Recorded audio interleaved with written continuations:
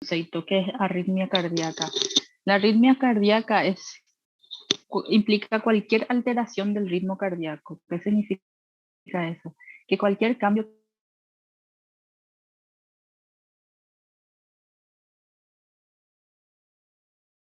que dé lugar tanto donde inicia, se activa el corazón, se aparte de lo normal, nosotros estamos hablando de arritmia cardíaca, ¿sí? ¿Cuál es el ritmo cardíaco normal? ¿Se acuerdan? El ritmo cardíaco normal origina en el nódulo sinusal, ¿verdad? El nódulo sinusal tiene 3 asas, que son las internodales anterior, media y posterior. Ahí llega a mi nódulo atrioventricular, de ahí llega a mi haz de His y ahí se divide en rama derecha y rama izquierda. Así es como normalmente se producen los impulsos y su secuencia, ¿verdad? ¿Se acuerdan del potencial de acción cardíaco, verdad?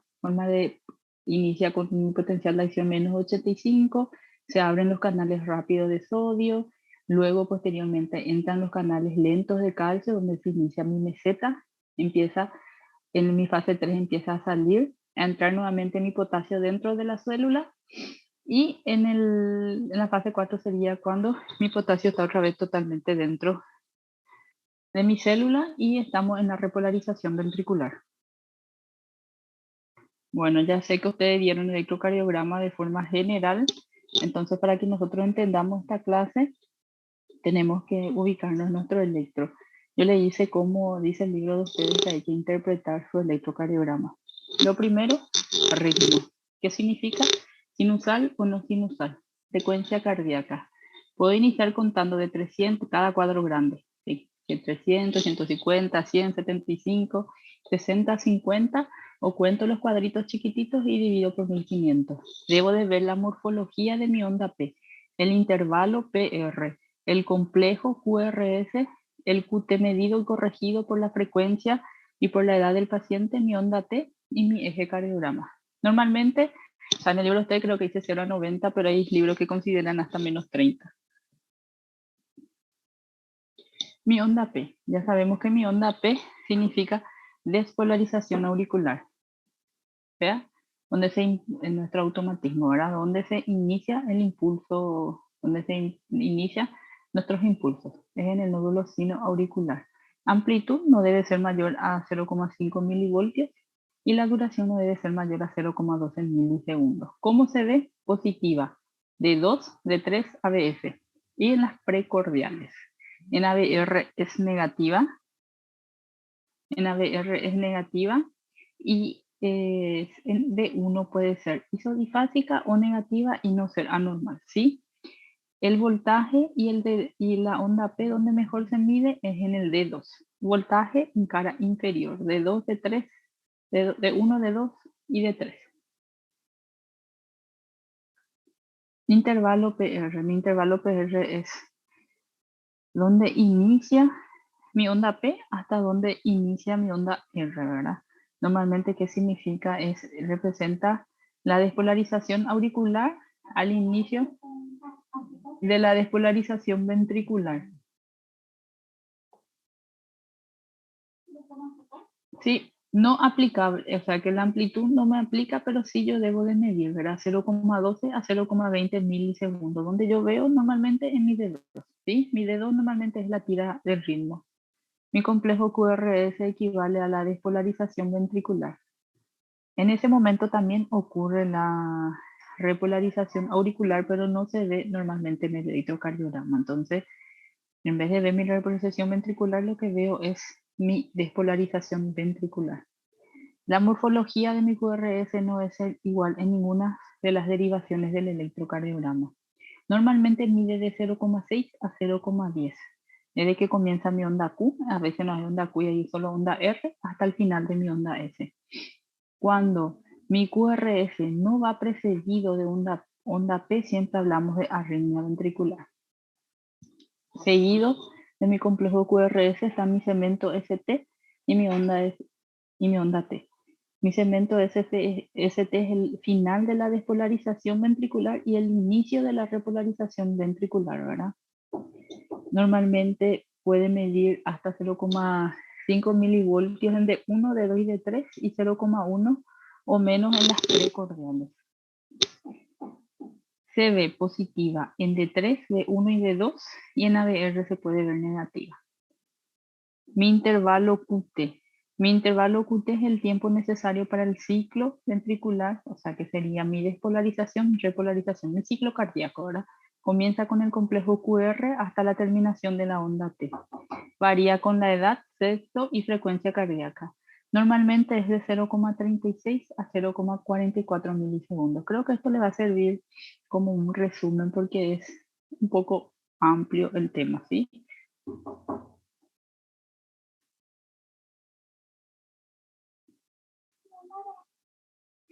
¿Cuáles son los mecanismos responsables de que se produzca, de que se produzca una arritmia cardíaca? Trastorno en la conducción de los impulsos, trastorno en el automatismo o una combinación de ambas. ¿Cómo yo puedo clasificar mi...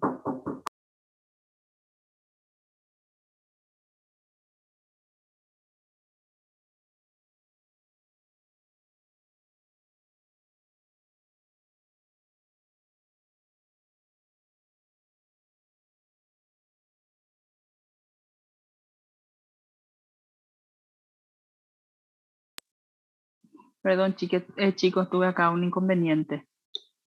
¿Cómo yo puedo clasificar mi arritmia? Entonces, si es que mi frecuencia cardíaca es mayor a 100, taquicardia. Si es menor a 60, bradicardia. El origen, si es por arriba del ventrículo o en el ventrículo, supraventricular o ventricular.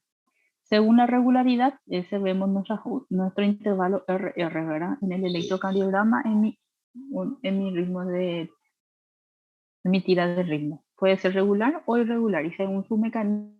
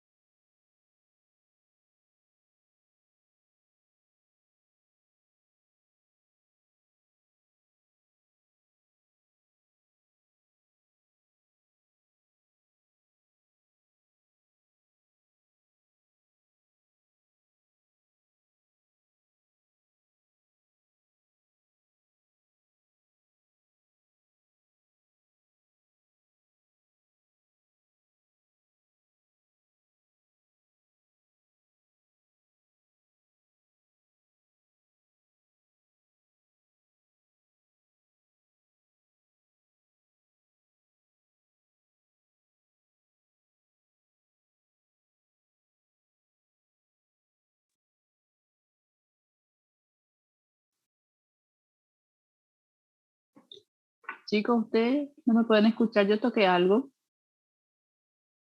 Prof, ficou mudo durante um tempo. Ah, bueno. Sí, ahí me Aí salió. eu pensei que você que tinha desligado, até visto que eu nem falei nada. No, parece que mi internet no es bueno, porque de repente me dice conectando. Creo que es eso, ¿verdad? Ah, pode ter sido, mas agora tá tudo certo. Bueno. ¿Me escucharon ustedes la parte bradicardia o no? Não, parou bem antes, um pouquinho antes. Vamos a ver. ¿Clasificación? Isso. Clasificación. Bueno, entonces yo de acuerdo, cuando tenga mi electrocardiograma y vea que mi frecuencia cardíaca es mayor a 100, estoy hablando de taquicardia. Cuando veo que es menor a... Prof, eu não sei se você... não tá aparecendo o seu slide, não sei se você não conectou mesmo. Ah, voy a fijarme. Tá.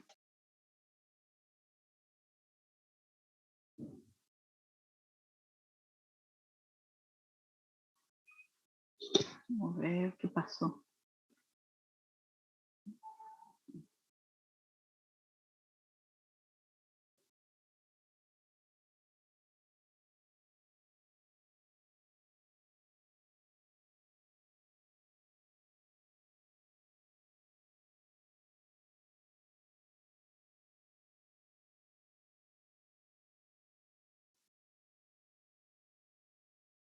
Chicos, esperen un ratito, voy a ver qué pasó acá. Me vuelvo a comunicar con ustedes.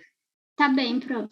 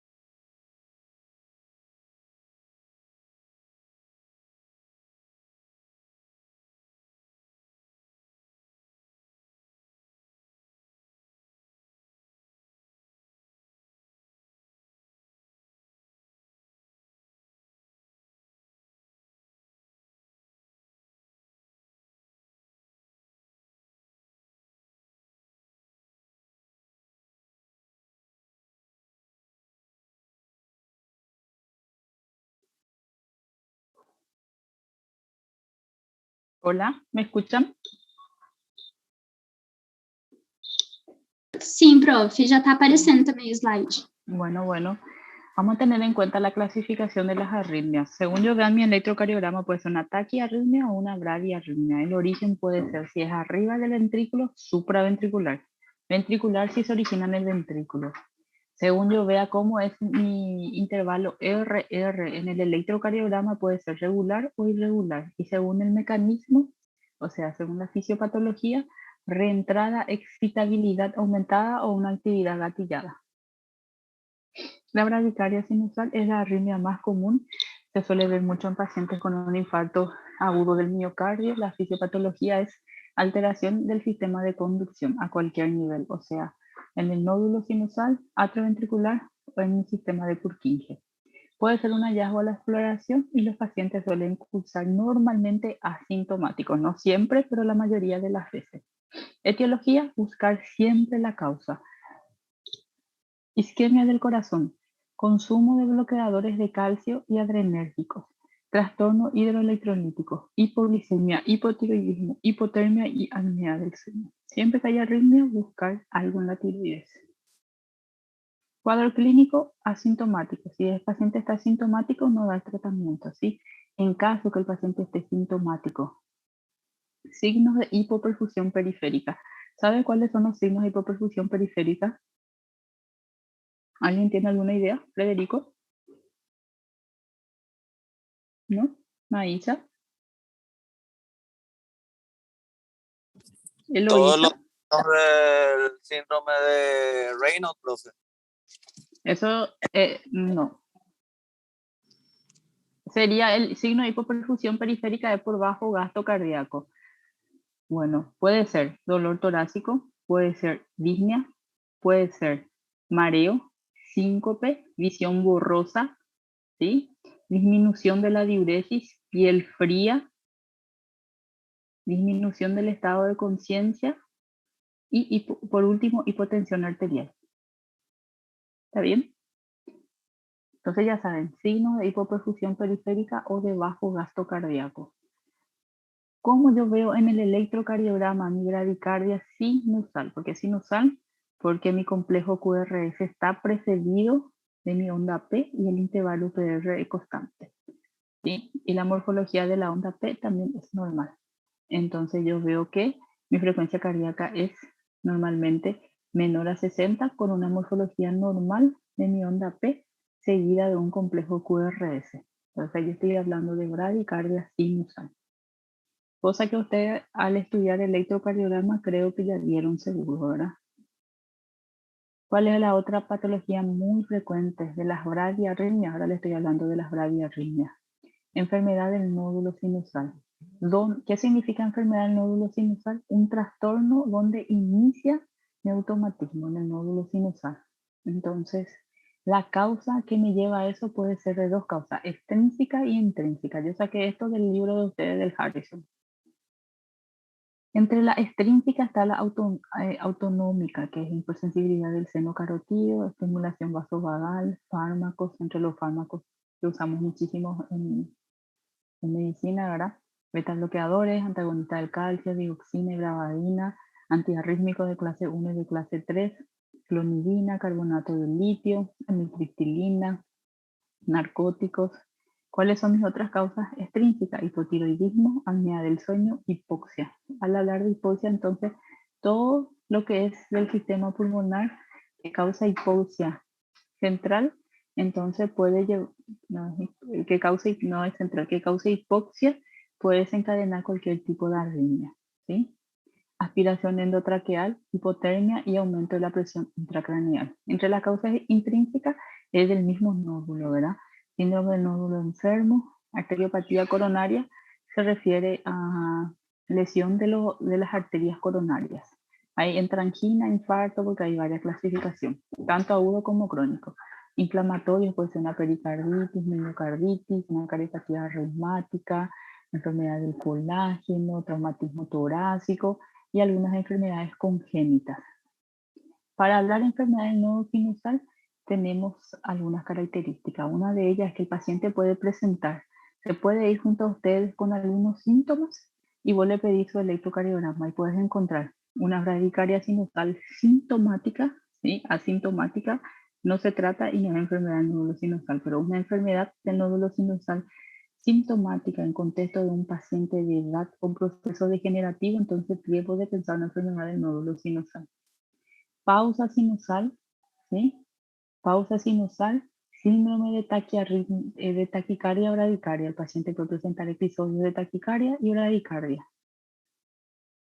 Eso. Entonces, cuando yo tengo esas tres características, y fibrilación auricular de respuesta ventricular baja. La fibrilación auricular puede tener una respuesta moderada, que es la normal, alta o baja. Cuando yo tengo una fibrilación auricular con respuesta ventricular baja, es una enfermedad del nódulo sinusal. Yo le puse acá de ejemplo, es una pausa mayor, mucho mayor que 200 milisegundos, ¿verdad? Entonces ustedes ven cómo está ahí mi onda P, mi complejo QRS, mi onda T, después no hay ninguna conducción, entonces no es como pausa sinusal y después vuelve otra vez a tener latidos, ¿sí? Indicación de marcapaso definitivo. ¿Qué yo debo de saber? ¿Cuáles son los criterios o cuándo diferir al subespecialista un paciente que necesita de marcapaso definitivo? Entonces, cuando yo tengo una enfermedad del nódulo sinusal, existen ciertos criterios, siempre basándome en la evidencia científica. Clase 1, una disfunción del nódulo sinusal con bradicardia sintomática o pausa sinusal. Disfunción sintomática como resultado de un tratamiento farmacológico prolongado sin alternativas razonables, incompetencia cronotrópica, fibrilación auricular con bradicardia y pausa mayor a 5 segundos. Después hay clase 2A, clase 2B, clase 3. Estas indicaciones coinciden con las indicaciones de la Sociedad Americana de Cardiología y con la Sociedad Europea de Cardiología y también con la Interamericana. Cuando yo pongo un marcapaso transitorio, porque ahí el marcapaso puede ser de dos formas. El marcapaso que nosotros implantamos lo que trata de hacer es la función de mi nódulo sinusal. Entonces, obviamente, como no es algo que venga de nosotros, nunca va a ser fisiológico, pero nosotros tratamos de poner medidas que se haga lo más fisiológico posible según las características del paciente, según cómo yo le tenga, según por qué él vino y por qué está indicado su marcapaso. Cuando yo tengo un paciente con bradicardia, y mi bradicardia es por un bloqueo o por una enfermedad del nódulo sinusal y el paciente presenta signos de hipoperfusión periférica o está en insuficiencia cardíaca, que es una falla cronotrópica, entonces yo no debo de dudar en implantar un marcapaso transitorio. Después evalúo si es o no para definitivo. ¿Sí? Inestabilidad hemodinámica sería mi hipoperfusión periférica, ¿sí? O insuficiencia cardíaca, yo no dudo en poner marcapaso transitorio o enviarle al cardiólogo o al cardiocirujano para que coloque su marcapaso transitorio. ¿Cuál es lo otro más frecuente que vamos a ver de bradicardia? El bloqueo auriculoventricular. ¿Qué significa eso? Que el impulso que se originó en el nódulo no logra la estimulación ventricular o cuando los impulsos auriculares son conducidos con retraso. Eso es mi definición. El bloqueo AV puede ser del primero, segundo, tercer grado. En el primer grado se puede hacer un hallazgo normal en adultos sanos y se ve casi en el 2% nomás en personas mayores de 20 años y mayor a 5 en lo que tienen mayor a 60 años. El bloqueo AV de segundo grado se divide en dos. MOBIS tipo 1, que en el fenómeno de Wenckebach se observa a 1 o 2% de los pacientes jóvenes, especialmente durante el sueño, como yo constato eso por un Holter, ¿verdad? ¿Cuáles son las etiologías? Siempre acuérdense, cuando yo tengo una bradicardia, yo debo de buscar la causa. Después yo veo si mi bradicardia es una enfermedad del nódulo sinusal, una bradicardia sinusal o un bloqueo AV. Y si es un bloqueo AV, ¿qué tipo de bloqueo AV es? Entonces yo debo de buscar qué está causando ese bloqueo AV. La primera causa, como siempre, es la enfermedad isquémica del corazón. Cambios degenerativos a nivel del nódulo sinusal y sus ramas, fibrosis y calcificación, en quien yo veo esos pacientes hipertensos, diabéticos, obesos, ¿verdad? Que tiene todos esos factores de riesgo y aparte está la edad que no podemos cambiar. Trastornos infiltrativos, procesos infecciosos, complicaciones postquirúrgicas, especialmente cuando hacemos cambios de las válvulas cardíacas, bloqueadores del canal de calcio y los otros antiarrítmicos. El bloqueo AV es un hallazgo durante el electrocardiograma porque los pacientes son pacientes sanos como no también, ¿verdad? Y siempre están asintomáticos. ¿Quiénes son los pacientes que pueden presentar un bloqueo AV? Está abreviado, VA significa bloqueo AV de primer grado, ¿sí? Siempre debo pensar en pacientes con edad, o sea, en los mayores de 60 años, diabetes mellitus, hipertensión arterial, ¿sí? Y debo considerar un proceso degenerativo del sistema de conducción. Como todo se degenera a partir de los 30, ¿verdad? Bloqueo AV de segundo grado. Puede ser asintomático como no. Si es asintomático, control. Probablemente sea fenómeno Wenckebach, pero en cualquier momento me puede hacer un bloqueo de alto grado, que ahí yo que debo buscar. Mareo, visión borrosa, síncope, ¿verdad? Sin hipoperfusión periférica. Y bloqueo AV de tercer grado. En el bloqueo AV de tercer grado siempre hay síntomas. Siempre, siempre. Cuando el paciente presenta síncope, como acuérdense, la primera causa del bloqueo AV es el infarto agudo del corazón o el proceso degenerativo. ¿Verdad? Cuando el paciente presenta síncope, pensar como un equivalente anginoso. ¿Cómo yo hago el diagnóstico de mi bloqueo? Lo voy a mostrar acá. Acá está mi electrocardiograma. Entonces, mi prolongación del PR es de forma constante en el electrocardiograma. O sea, que yo voy a hacer mi tira de ritmo en mis dedos y siempre voy a mirar que mi intervalo PR es mayor. Voy a poner un ejemplo, 0,28. Todo el 0,28, 0,28, 0,28. ¿Qué es mi intervalo PR? Es donde inicia mi onda P y inicia mi onda R. ¿Sí? Entonces, si yo veo que este está prolongado de forma constante, entonces yo pienso en un bloqueo, también pienso, es un bloqueo AB de primer grado. Acá le puse la clasificación que encontré ahí, de 0 a 0,24 leve, hasta 28 moderado y mayor a 28 grave. El bloqueo AB no siempre es tan bonito así. ¿Por qué? Porque yo puedo tener otro trastorno de conducción, ya sea un bloqueo de rama y más mi bloqueo AB o en mi bloqueo anterior del AS de IS o posterior. Entonces yo hago un bloqueo trifascicular. Los 3 fascículos están bloqueados. ¿Y qué pasa cuando yo tengo 3 fascículos bloqueados? En algún momento voy a hacer un bloqueo AB completo. Entonces esos son otros criterios en los cuales yo no les voy a hablar, pero para que ustedes sepan que no siempre están benignos y siempre tengo que enfocarme en mi paciente. Acá está, mira, el ejemplo de bloqueo AB de primer grado. Se dan cuenta que mi intervalo PR es mayor a 0,20 milisegundos o mayor a 0,2 segundos, como quieran usar. Entonces, mi electrocardiograma yo veo de forma constante que así se mantiene mi electro. Bloqueo AB de segundo grado puede ser dos tipos, tipo 1, tipo 2. Tipo 1, fenómeno de Bunker-Wash. Que el fenómeno de Bunker-Wash, yo veo que, fíjense en la imagen, en la rayita de abajo, cómo se va prolongando. El primero es normal, 0,20 milisegundos. El segundo ya tiene 0,24, el tercero ya tendrá 0,30 y el otro vuelve a ser normal. Veo cómo mi intervalo PR se va prolongando en mi tira de ritmo hasta que llega uno que no conduce. Si se fijan en el tercero, que es la línea más finita, se dan cuenta que está mi onda T y línea isoeléctrica, después inicia otra vez mi conducción. O sea que hubo un momento que no condujo, que no hubo ninguna conducción. Eso es mi bloqueo AB tipo 2, perdón, a bloqueo AB móvil 2 tipo Bunker-Wash, ¿sí? Bloqueo AB móvil 2 tipo 2 sería producido por un trastorno en la conducción de las fibras de mi sistema de Purkinje. Causa una demora intermitente o un bloqueo de la conducción. Se caracteriza por intervalo PR constante seguido de una falla de captura, así como les mostré, con una onda P que no conduce hacia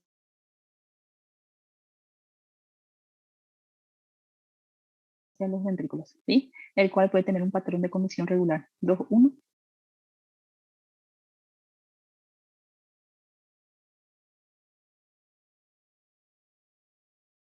Este sería. Que tengo en la raya fina, tengo mi sistema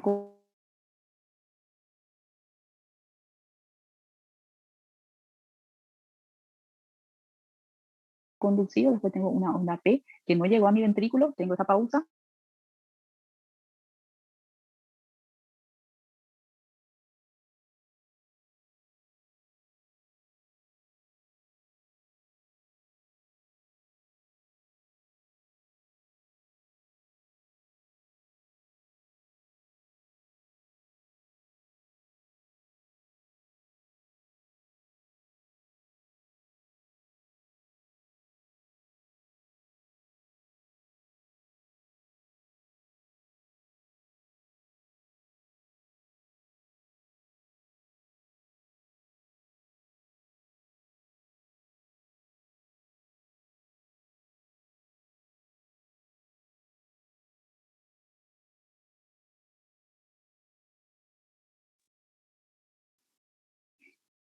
Hola. Hola. Prof. Diego, ¿qué pasó? Caiu. ¿Dónde cayó?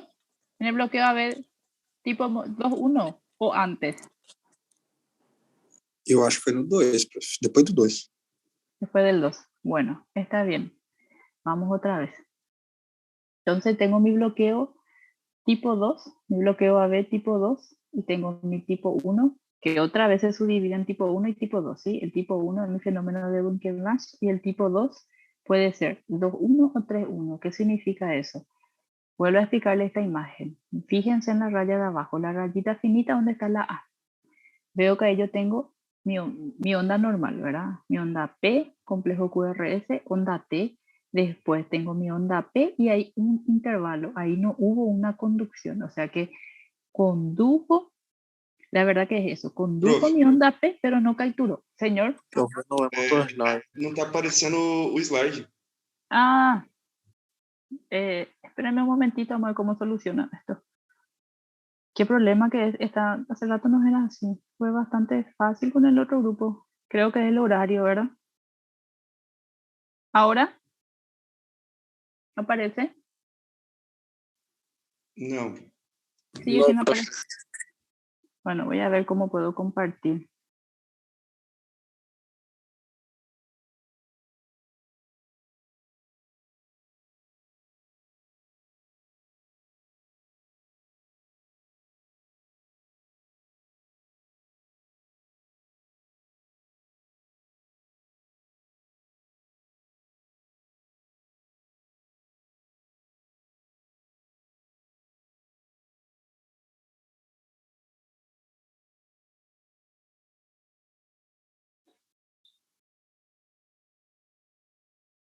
Acá está.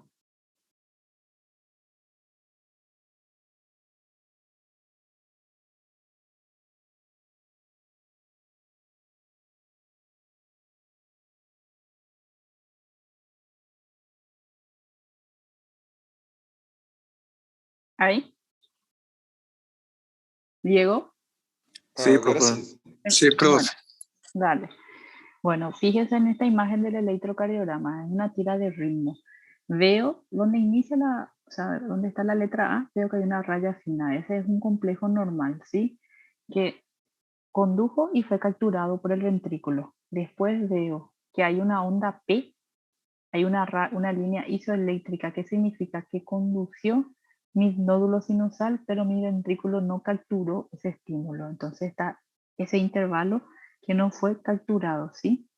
Después vuelvo a tener mi onda P, mi complejo normal, vuelvo a tener mi onda P y después otro bloqueado nuevamente. Eso es un móvil tipo 2, 2, 1, puede ser 3, 1. Por cada 3 estímulos, uno es bloqueado, ¿sí? Es este tipo de bloqueo, este tipo de móvil 2 ya es considerado un bloqueo de alto grado. En cualquier momento, si no produce síntomas, va a producir y puede producir también una falla de bomba. El bloqueo AB de tercer grado o avanzado es un bloqueo completo. Como yo miro eso en mi electrocardiograma, significa que en mi onda P, todos los impulsos, o sea, no mi onda P, todos los impulsos que fueron originados en mi nódulo sinoauricular no llegan a mi ventrículo, ¿sí? Entonces el propio ventrículo toma la batucada. ¿Qué hace el ventrículo? Empieza a latir por él mismo y él empieza a hacer el marcapaso, por eso la frecuencia suele ser 30 o 40 nomás. Entonces, ¿dónde yo voy a buscar mi onda P? Mi onda P voy a buscar en cualquier parte. Puede estar donde debía estar la onda P, puede estar dentro de mi complejo QRS, dentro de mi segmento ST, en mi onda T, en cualquier parte, totalmente desorganizado. Ese es mi bloqueo AB de tercer grado. Si se dan cuenta, el complejo QRS es constante, totalmente constante, ¿verdad? Lo que está ahí desconstante es mi onda P. En cualquier parte aparece. Bloqueo AB de tercer grado, siempre indicación de marcapasos definitivo. Ahí pueden fijarse en las flechitas. Todo donde están las flechitas son mi onda P. Cayó dentro de mi onda P, cayó después de mi cemento, después de mi onda T, cayó en mi segmento ST, para que puedan tener una idea. Tratamiento. Primer grado, como sabemos, la mayoría de las veces es benigno. En caso que sea muy sintomático, que puedo usar atropina para mejorar la conducción. Marcapaso definitivo es como tratamiento de lesión en bloqueo AB segundo grado MOVIS 2 y bloqueo AB tercer grado, que son considerados los bloqueos en algunos libros como bloqueo de alto grado. Bueno, ahora vamos a hablar del marcapaso. Hace rato le hice una referencia que el marcapaso lo que trata de sustituir es mi marcapaso, o sea, mi automatismo fisiológico, ¿verdad? Entonces el marcapaso lo que envía son estímulos eléctricos. ¿Dónde pueden estar esos estímulos? Puede estar en la aurícula, en el ventrículo o aurículo ventricular. Entonces, dependiendo del contexto clínico y de las características del paciente, nosotros indicamos qué tipo de marcapaso vamos a ponerle al paciente, porque ninguno es fisiológico y todos tienen sus consecuencias. ¿Cuándo sí o sí voy a indicar un marcapaso sin dudar, le envía al cardiólogo, al cardiocirujano, para que le ponga su marcapaso, bloqueo auriculoventricular completo, ya sea I2 o bloqueo AV completo, postoperatorio cirugía cardíaca, porque puedo lesionar mi sistema de conducción. Síndrome de taquiarritmias, mientras me dan nódulo sinusal, ¿verdad? Y un MIAN complicado con un bloqueo AV completo. ¿Ustedes dónde se imaginan que va a producirse la lesión? ¿En qué arteria del corazón, ya sea circunfleja, descendente anterior o coronaria derecha, para que pueda producirse un bloqueo AV completo? Tiene que ser una de las arterias que irriga el nódulo sinusal. ¿Se acuerdan cuál es? Anatomía. ¿No? ¿Suelen? No me acuerdo, ¿No? Raíza. Mi coronaria derecha. Acuérdense que la coronaria derecha irriga mi nódulo sinusal. Y dependiendo si es dominante o no, también puede ser la circunfleja. Estas son las indicaciones de marcapaso definitivo. Obviamente les quité del libro de ustedes porque es de donde le va a salir el examen. Ahora es cómo pueden agarrar y defenderse en caso de que no estén de acuerdo con la puntuación que se les dé. Clase 1, clase 2A, clase 2B y clase 3. No hace falta que lea, yo creo que ustedes después van a pasar a leer y van a ver cuál es. ¿Sí? Bueno, entonces cuando yo tengo un electrocardiograma y veo que mi frecuencia cardíaca es menor a 60, debo de buscar si lo que tengo es una bradicardia sinusal. Si yo veo pausa, veo bradicardia sinusal sintomática o veo veo que el paciente de repente produce taquicardia, después bradicardia, entonces estoy hablando de una enfermedad nódulo sinusal. Y si veo que mi intervalo PR se va prolongando, hablo de un bloqueo. Ahí dependiendo cómo se prolongue, hablamos si es bloqueo tipo 1, tipo 2 o tipo 3. ¿Estamos hasta ahí? Sí, chicos. ¿Entendieron algo? ¿O nada?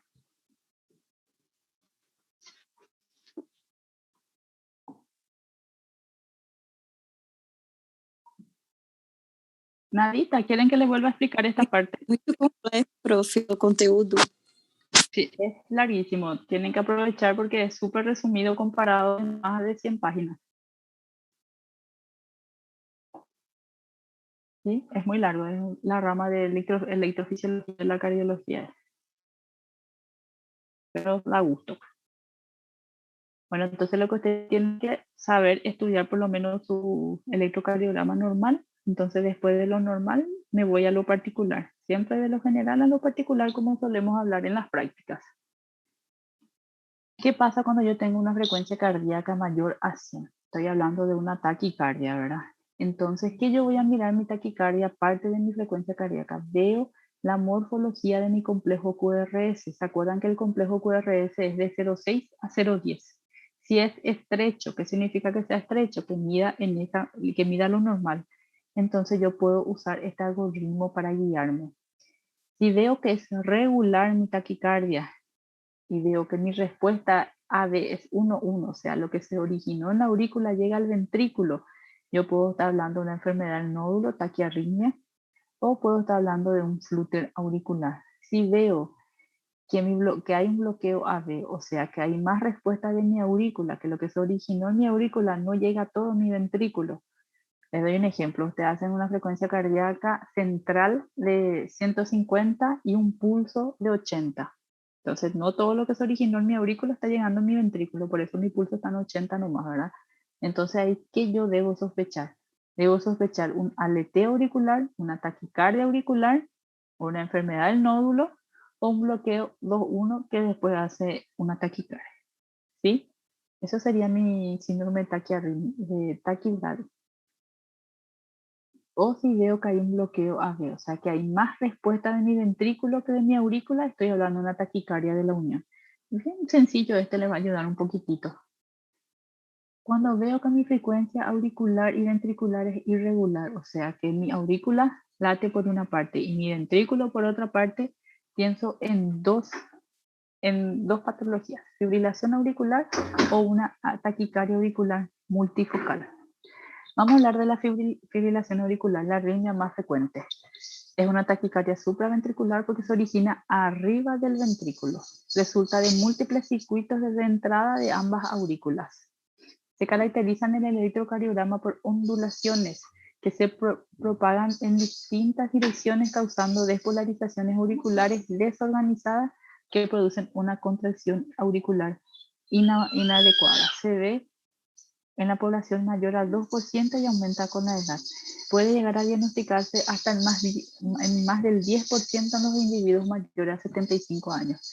Está presente en todas las cardiopatías estructurales, valvulares, aterosclerótica, hipertensiva y también en el hipertiroidismo. Acuérdense, cuando tengo alguna arritmia siempre busco, si es que no es muy evidente la etiología, si no es un infarto, no es un proceso degenerativo, siempre busco qué tal, cómo anda mi tiroides, porque mi tiroides pueden producir bradi o taqui, dependiendo si es bradi, hiper, taquicardia, ¿verdad?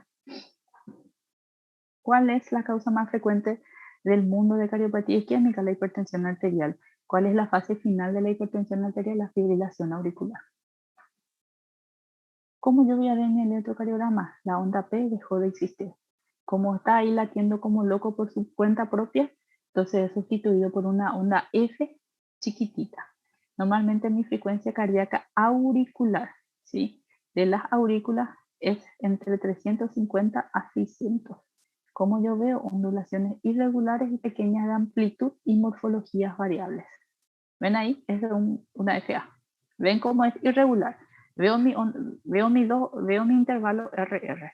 Veo que acá tiene un cierto tamaño, la siguiente es más pequeña, después se vuelve a prolongar, después es más pequeña. Eso es el ritmo irregular. Y veo que yo no tengo ni onda T ni onda P, ¿verdad? Veo que está totalmente sustituido, ¿verdad? Entonces eso es una fibrilación auricular, ondas F pequeñitas. Son pequeñas ondulaciones. Si se dan cuenta la frecuencia auricular, porque cada ondita, cada ondulación, hasta la siguiente, yo cuento mi frecuencia cardíaca y más o menos entre 300, por ahí está. Y la ventricular sí es diferente. ¿Paciente puede estar asintomático? Sí. ¿Cómo pueden hacer las palpitaciones? Irregulares. ¿A qué se debe? Se debe a una inadecuada contracción auricular que produce éstasis venosa. ¿Qué pasa si es que produce éstasis venosa en mi aurícula? ¿Se acuerdan ustedes cuál es el formato de la aurícula o de la aurícula o de la orejuela izquierda? ¿No se acuerdan?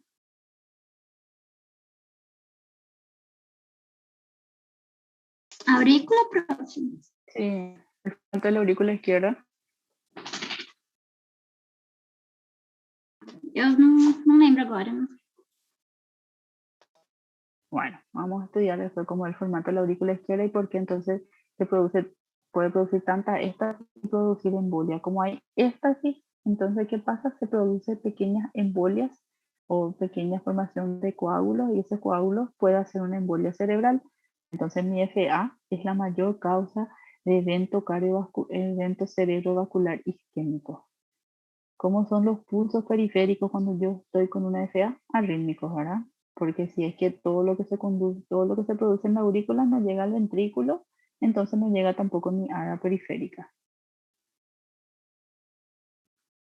Presentación. ¿Cómo puede ser la fibrilación auricular? Puede ser espontánea, paroxística, recurrente, crónica o persistente. Espontánea, aislada y autolimitada normalmente suele producirse por hipertiroidismo o por el consumo excesivo de alcohol. Paroxística, como yo el diagnóstico de taquicardia paroxística, el paciente viene y me dice, doctora, tengo muchas palpitaciones. Yo le mando un Holter y constato que en uno de sus ritmos hay un episodio de FA, pero el resto de los episodios se mantienen en ritmo sinusal. Recurrente cuando la paroxística aparece 2 o más episodios. Y crónica, que es la mayor presentación de FA, generalmente cuando se repiten más de 2 veces o persiste mayor a un mes. Generalmente se ven cardiopatía subyacente en individuos mayores de 75 años. Tratamiento. El tratamiento es crónico. Siempre que sea posible, que queremos que vuelva al ritmo sinusal. Pero eso no es mi primer objetivo. Mi primer objetivo es frenar la frecuencia cardíaca. Posteriormente, yo trato de volver al ritmo sinusal. ¿Qué pasa si es que yo vuelvo al ritmo sinusal de forma eléctrica o hago una cardioversión química, ya sea eléctrica o química? Puedo hacer que los pequeños émbolos que se formaron vayan al cerebro. Entonces puedo producir un evento cerebrovascular a mi paciente. Por eso, si es que yo tengo una FA y es candidato, porque hay criterios, es candidato a volver a ritmo sinusal, entonces yo debo de anticoagularle por lo menos por 4 semanas y después realizo la cardioversión eléctrica o química. En caso de que la FA es crónica, mi objetivo no es llegar al ritmo sinusal. Mi objetivo es frenar la frecuencia cardíaca. Porque cuando hay taquicardia, hay hemodinamia como está, estable o inestable.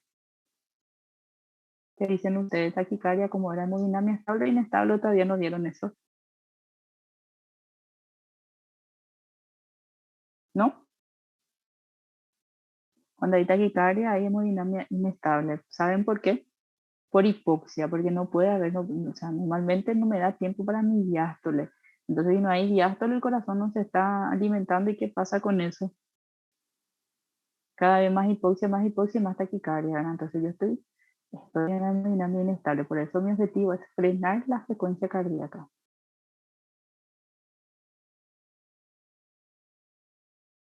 Después el resto. Si es una FA crónica reciente, existen diferentes scores y la más utilizada es, les digo, el CHA-BAG 2. ¿Quién me pregunta ese score? Si el paciente tiene insuficiencia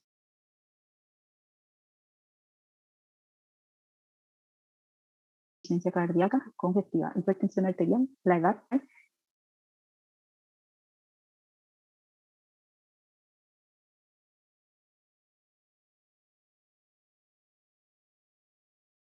si presenta alguna enfermedad vascular periférica, si es mujer o tiene 65 y 75 años.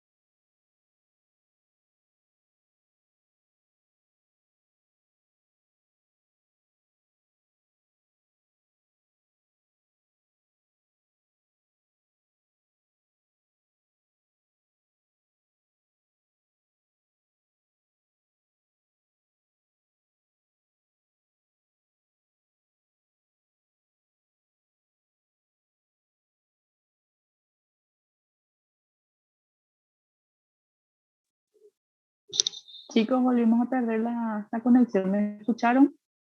Não, prof, travou. Travou, doutora. Na hora que você colocou a tabela, travou.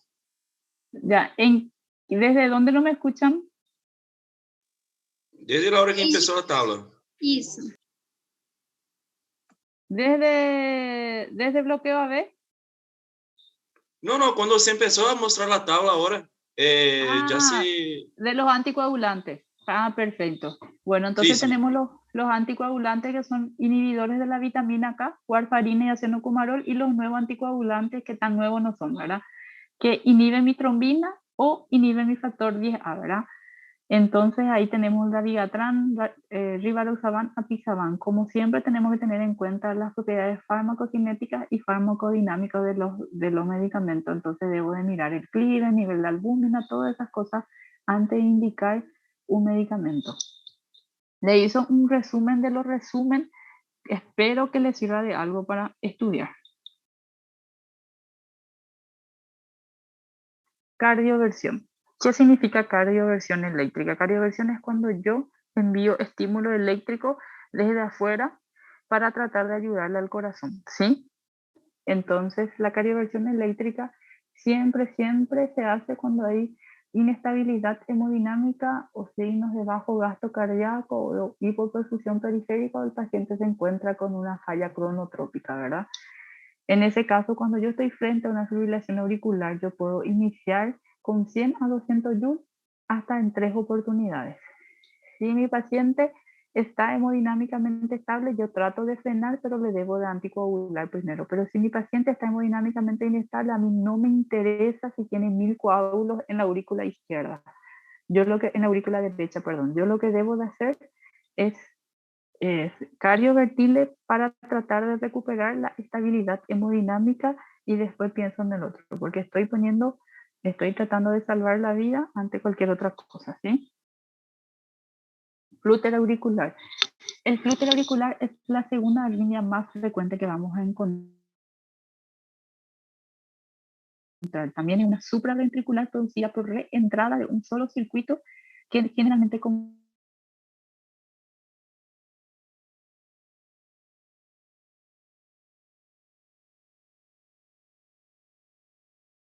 confina a la aurícula derecha, donde la conducción viaja en sentido contrario al reloj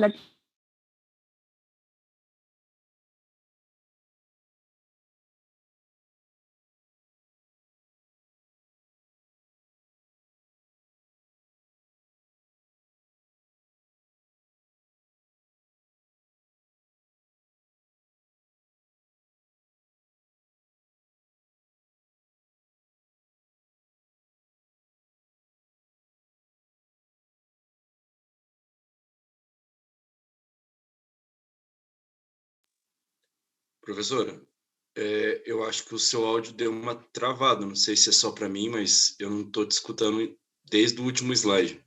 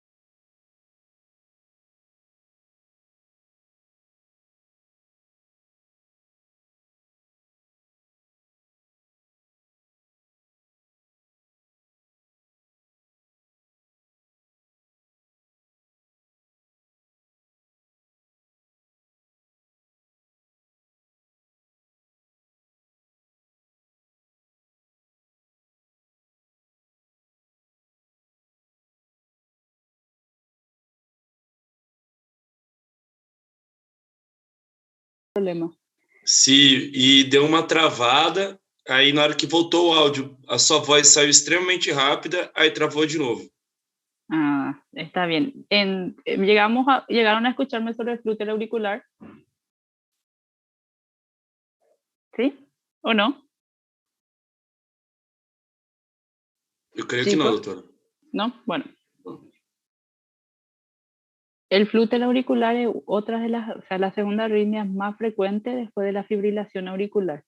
También es una taquicardia supraventricular producida por reentrada de un solo circuito que generalmente se confina a la aurícula derecha, donde la conducción viaja en sentido contrario al reloj con un sentido circular. Existen dos tipos y los dos tipos yo hago el diagnóstico según mi electrocardiograma. El flúter auricular típico y el atípico. ¿Cómo es el típico? Mi frecuencia auricular es de 250 a 350 latidos por minuto. No se observan las ondas P. En vez de la onda P que hay ondas regulares o dentadas o en diente de sierra, también llamadas onda F mayúscula. Normalmente se ve en cara inferior, de 2, de 3 y ABF y suelen ser negativas. Todo lo que está por debajo de mi línea isoeléctrica es negativo y todas las deflexiones por arriba de la onda isoeléctrica es positiva, ¿sí? El flúter auricular atípico presenta la misma característica que la típica, pero ¿qué es la diferencia? Que mis dientes de sierra son positivas en la cara inferior. Este, por ejemplo, es un atípico, perdón. ¿Cómo hago el diagnóstico? Con el electrocardiograma y es menos frecuente que la FA.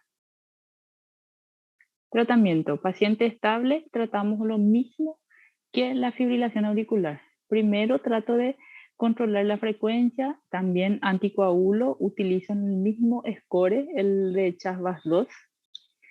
Y en caso que mi paciente se encuentre en hemodinamia inestable, no dudo en realizar la cardioversión eléctrica. En la FA empiezo con 100 para arriba y en el flúter iniciar con 50 Joule para arriba. Puede ser hasta 3 veces también. La otra taquicardia frecuente es la taquicardia paroxística supraventricular. Ocurre porque existen dos vías de conducción dentro del nódulo atrioventricular. Imagínate, el nódulo tiene el otro sistema de conducción y esta taquicardia presenta el mecanismo que presenta dos vías de conducción más. De tal forma que los impulsos aumentan y recirculan repetidamente casi de forma exclusiva en el nódulo atrioventricular o en un circuito que involucra el nódulo y una vía accesoria. Presenta complejos QRS angostos sin onda P visible. Frecuencia cardíaca siempre mayor a 120 y el ritmo es regular. ¿Qué pasa? Como mi impulso se origina dentro de mi ventrículo, entonces yo tengo una taquicardia y mi onda P mientras tanto está haciendo su ciclo. Entonces, ¿dónde yo puedo encontrar la onda P? Normalmente dentro de mi complejo QRS. Esto es una taquisupra. Diagnóstico suele ser asintomático y cuando aparecen síntomas son palpitaciones rápidas que no se relacionan con la actividad física regulares de inicio súbito, así como de terminación súbita o termina con maniobras cardiovagales. Tratamiento, paciente inestable. Siempre que yo tenga taquicardia ventricular con complejo QRS estrecho, evalúo la hemodinamia. Paciente estable, puedo tratar farmacológicamente. Paciente inestable, se realiza cardioversión eléctrica. Paciente con taquicardia ventricular, con QRS anchos, siempre cardioversión eléctrica. En paciente inestable, entonces, hago mi cardioversión eléctrica. Si persiste la arritmia, puedo usar adenosina hasta 3 dosis. Debemos de buscar siempre el efecto adverso de la adenosina, ¿sí? Paciente con EPOC, asma, no podemos hacer la adenosina. Entonces le hacemos maniobras vagales. Si continúa y la función ventricular está preservada, utilizar fármacos que bloquean el AB, beta bloqueadores de calcio y por último, digoxina amiodarona, que suelen ser efectos cronotrópicos negativos. Tengo una clase más de arritmias, voy a darle entrecortados, pero y cosas que ya voy a ir pasando, ¿sí? ¿Me escuchan, verdad? Chicos. Ahora Sí, sí, profe. profe, dá para Ahora explicar. sí. Bueno, causas generales de arritmia. Esto es, después yo les envío la diapositiva o pueden pasar me piden en las prácticas. Las causas generales, como dijimos, enfermedad isquémica del corazón, cualquier cosa que produzca hipoxemia, miocarditis, hipercapnia, hipertensión arterial, desequilibrio de hidroelectrolíticos, efectos tóxicos de algunos medicamentos, también el consumo excesivo de alcohol, cafeína y los tóxicos como la cocaína. Entonces, ¿qué pasa cuando mi frecuencia está alta, verdad? La presentación, asintomático o sintomático. El problema es cuando es sintomático. Si hay palpitaciones, no hay problema, pero cuando ya hay síntomas,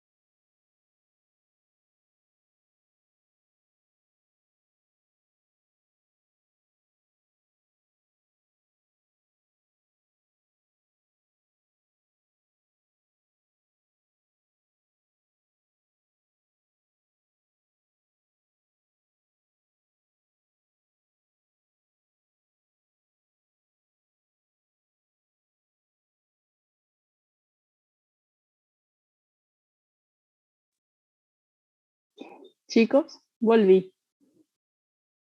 ¿Me siguen escuchando, verdad? E, prof, hoje está difícil. Voy a tratar de irme solo en lo último que queda. Quiero que vean las taquicardias ventriculares y con eso después ya me conformo, ¿sí? La Tá bom. taquicardia sinusal es como la bradicardia sinusal. Siempre buscamos la causa y no tratamos, ¿sí? Acuérdense que por un estado de fiebre yo puedo tener taquicardia, ¿sí? Porque acuérdense que por cada 1 grado centígrado que sube mi temperatura, el mecanismo compensador es que la frecuencia cardíaca suba 10 latidos. ¿Se acuerdan, verdad? Buscar en hipertiroidismo y la frecuencia es rítmica.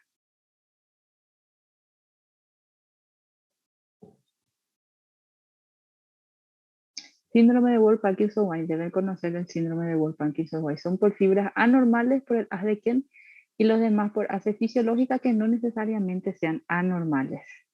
La fibrilación auricular ya hablamos. Estas son las ondulaciones. La F es pequeña. ¿Se dan cuenta cómo es irregular, verdad? Miren el de abajo, que es mi tira de ritmo, como mi RR no son equivalentes, ¿verdad? Unos son más anchos, otros son más estrechos. Y como presento mis ondas Fs de ondulaciones. No tengo ni onda P ni onda T. Y el flúter auricular, vean la diferencia.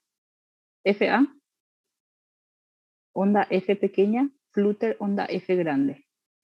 Mis ondas F son positivas en cara inferior, entonces estoy tratando de un flúter atípico. ¿Sí? Ya hablamos de la taquicardia paroxística supraventricular. Entonces, cuando yo estoy con un paciente inestable, ¿qué yo debo hacer? Cardioversión eléctrica. Si el paciente presenta ritmo de paro, siempre debo de buscar en mi monitor, no sé si van a tener monitor, el electrocardiograma, qué ritmo tiene para ver si es cardioversión o desfibrilación ventricular. El Wolff-Parkinson-White tiene que saber que es un síndrome, una condición en la cual existe una ruta eléctrica adicional del corazón. Llevan a periodos de frecuencia cardíaca rápida, una enfermedad congénita, una vía accesoria conocida como el haz de Kent. El PR es corto. El PR largo, bloqueo AB. PR corto, síndrome de preexcitación, Wolff-Parkinson-White. Existe una delta, complejo QRS ancho y es la causa más frecuente de taquiarritmias en niños y bebés. De no, taquicardia por entrada nodular ya hablamos. Paciente que tenga vías accesorias, ya sea una taquicardia por la entrada nodular auriculoventricular, un síndrome de Wolff-Parkinson-White. ¿Cómo yo hago ese diagnóstico? Por electrofisiología, ¿sí? ¿Y cómo se trata? Por ablación. Por ablación. Entonces, ¿qué pasa? Ellos cortan, en otras palabras, cortan esa vía accesoria. Y tiene sus complicaciones, obviamente. Bloqueo AV, tromboembolismo, taponamiento cardíaco y lesión de las coronarias. Las taquiarritmias ventriculares pueden ser extrasístoles, taquicardia ventricular polimórfica y fibrilación ventricular. Eso es una extrasístole ventricular. ¿Por qué ventricular? Vean que su complique la extrasístole donde indica la flecha en su complejo QRS ancho, ¿verdad? Como si fuera la morfología de un bloqueo de rama. Fibrilación ventricular. Horrible, feo, corran. Paciente en paro. Manifestaciones clínicas, paro cardíaco. Resulta de una despolarización caótica eléctrica y sin coordinación. Frecuencia cardíaca ventricular 150 a 200 latidos por minuto. Imagínense, no existe diástole. Hipoxemia le da miedo. No hay reconocimiento de onda. Su tratamiento, ¿qué es? Desfibrilar. La diferencia entre cardiovertir y desfibrilar es eso. La cardioversión es hemodinámica inestable y la desfibrilación es paro cardíaco. Y después está la diferencia dentro de la máquina, que ponemos sincronizado y no sincronizado, ¿sí? Sincronizado significa que le sigue a mi impulso y no sincronizado que en cualquier parte vamos a la conducción tratando de frenar. Las arritmias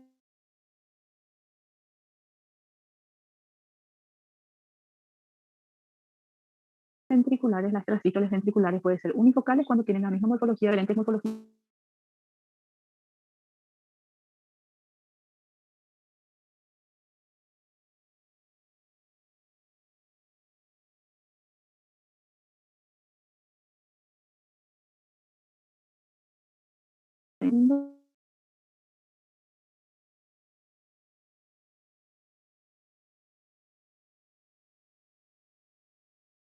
O sea,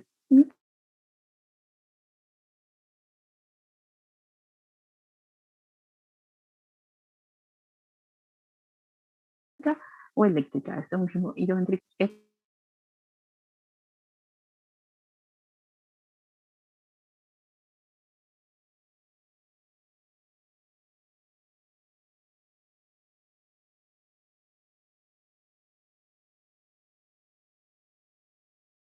Esto es una taquicardia ventricular polimorfa, óptico ventrículo está loco, ¿sí? Esto es una taquicardia ventricular monomórfica. El sitio más frecuente donde nacen estas arritmias son en el infundíbulo. Professor, O sea, señor, travou de novo.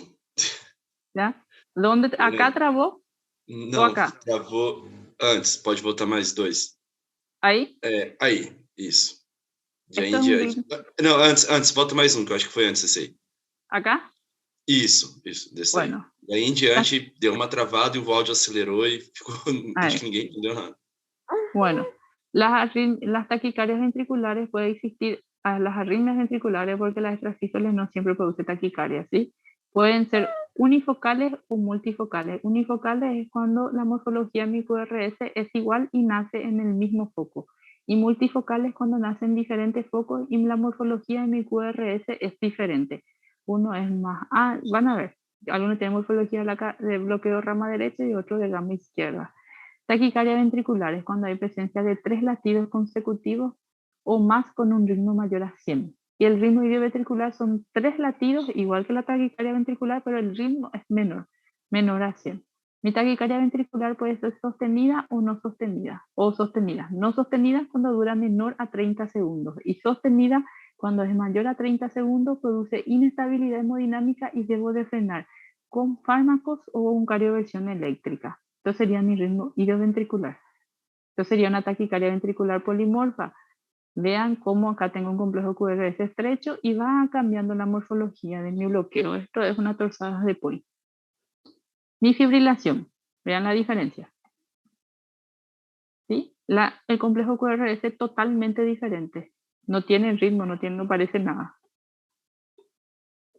Esto es paro, esto corran. Desfibrilación hay que realizar. Esto es una taquicardia ventricular monomorfa que puede llegar a hacer una fibrilación ventricular, ¿verdad? El sitio más frecuente donde nacen estas arritmias idiopáticas es en el tracto de salida del ventrículo derecho. Para las taquicardias monomórficas no sostenidas, en un principio asumen forma de taquicardia con QRS amplio, suceso idéntico de la despolarización ventricular con cada latido. Se origina en un foco estable o un circuito de reentrada. Normalmente suele verse en una cardiopatía estructural. Para hacer la diferencia entre una taquicardia ventricular monomorfa sostenida y una taquicardia ventricular con complejos QRS anchos. Si yo tengo un bloqueo rama derecha, yo tengo un bloqueo rama izquierda, mi ritmo de base, mis complejos QRS están ensanchados. Yo puedo desarrollar cualquier tipo de taquicardia, entonces yo me puedo llegar a confundir con una taquicardia ventricular monomorfa. Entonces, ¿qué es la conducta cuando yo tengo una taquicardia ventricular con complejos QRS anchos? Cardioversión eléctrica. Esto es una taquicardia ventricular polimorfa. Se dan cuenta en la morfología diferente del complejo QRS, ¿verdad? Después está la torsada de Pons. La torsada de Pons se caracteriza por taquicardia de QRS ancho con una frecuencia de 250 e intervalos RR irregulares. La amplitud del complejo QRS varía y da la impresión de que rotan sobre su eje o sobre la línea isoeléctrica. Suele ser iniciado por una extrasístole. En los complejos previos posteriores a la torsada de Pons se observa un intervalo QT prolongado.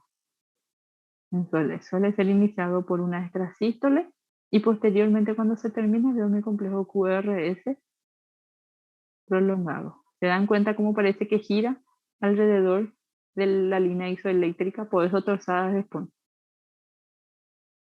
¿Qué debo tener también en cuenta? El síndrome de QT largo. ¿A qué se debe el síndrome de QT largo?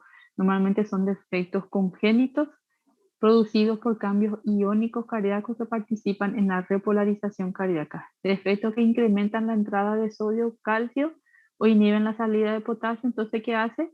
Prolonga mi fase de meseta de potencial de acción. Importante mi intervalo QT. Normalmente suele ser mayor a 500. Mira, es un intervalo QT re prolongado. Donde comienza mi onda Q o mi onda R si no hay onda Q, hasta donde termina mi onda T. Cada cuadrito equivale a más de 20 milisegundos, ¿verdad?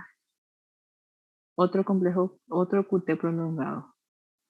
Por último, le quiero hablar del síndrome de Brugada. ¿Qué es el síndrome de Brugada? También es una enfermedad congénita que presenta un patrón en el electrocardiograma. Elevación del segmento STO del punto J mayor o igual a 2 milímetros con un descenso posterior, pero nunca llegando al nivel isoeléctrico. Siempre se queda por encima de mi línea isoeléctrica por lo menos 1 milímetro seguida de una onda T positiva.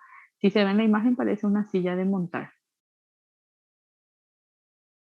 Tengo mi onda T, mi complejo QRS. En vez de tener mi segmento ST, una línea isoeléctrica se eleva. Eso es mi punto J. Y cuando hay el descenso, veo que no llega a la línea isoeléctrica y vuelve a ser una onda positiva de mi onda T.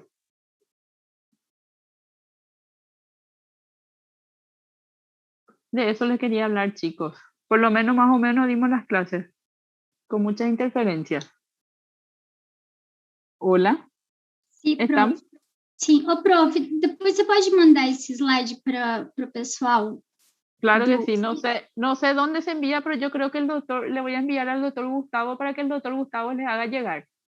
O Tá me bom. pueden seguir en la práctica también, pero les voy a hacer llegar, no se preocupen. É porque daí a gente pode estudar, porque a gente estava travando bastante, né? Sí, así mismo, tuvimos que volver a hablar de lo mismo muchas veces y no sé si me escucharon siempre. Y aparte que es un tema complicado y largo. Tá bom. Bueno, chicos, nos vemos ustedes rinden la semana que viene. Sim, prof, quarta-feira. Bueno, nosotros no vamos a tener clase la semana que viene, por lo que tengo entendido. Eu acho que não por conta da prova, né? Sí, así mismo, nos vemos en la prueba. Então tá bem, prof. Dale, éxitos. Chau, chau. Tchau. Gracias, profe.